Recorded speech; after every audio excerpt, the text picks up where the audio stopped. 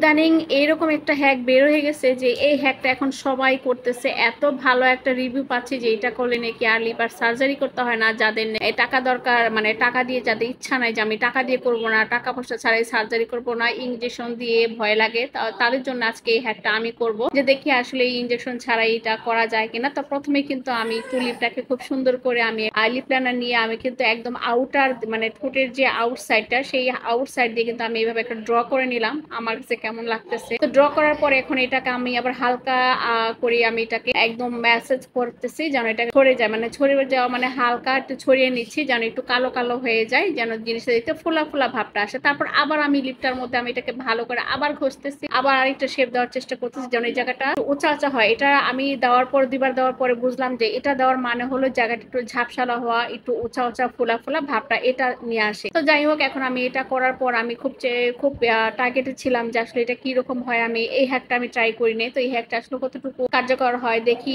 নায়িকা নিপুণের মতো হয় কিনা, কারণ আমাদের বাংলাদেশের নায়িকা তো নিপুণ, এরকম ঠোঁট সার্জারি করে এখন সে হাসে না কান্না করে আমি কিছুই বুঝতে পারি না। তাকে আমি অনেক সময় দেখি, এক একটা টেলিভিশনে দেখি, তারপর আমি ফেসবুকে দেখি, তার এক একটা কথাবার্তা যখন দেখি তখন তাকে আমি খুব ফলো করি যে সে এখন হাসে না কান্না করে। সে ঠোঁট এমন ভাবে সার্জারি করেছে যে তার মানে হাসি কান্না দুইটার একটাও বোঝা যায় না। তো দেখেন তো নায়িকা নিপুণের মতো হয়েছে কিনা, এত টাকা দিয়ে সে ঠোঁট সার্জারি করছে। আমার মনে হয় এত টাকা দিয়ে নায়িকা নিপুণ ঠোঁট সার্জারি না করে এইভাবে এই কাজটা করলে মনে হয় তার জন্য আরো একটা বেটার হইতো। আমি জানি না, আমার কাছে ভালো লাগে নাই।